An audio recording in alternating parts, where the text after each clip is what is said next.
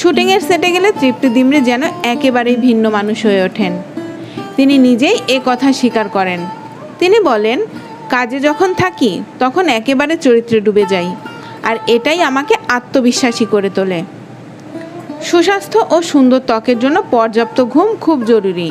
তৃপ্তি বলেন, যখন থেকে আমি পর্যাপ্ত ঘুমানোর বিষয়ে সচেতন হয়েছি তখন থেকে আমার ত্বকের সমস্যা কমতে শুরু করেছে ও শরীর মনও ফুরফুরে থাকছে।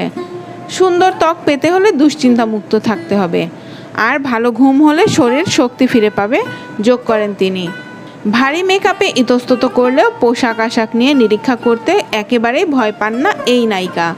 তবে জুয়েলারি ব্যবহারের ক্ষেত্রে সিমসাম আর হালকা ধাঁচের গয়নাই তার প্রিয়।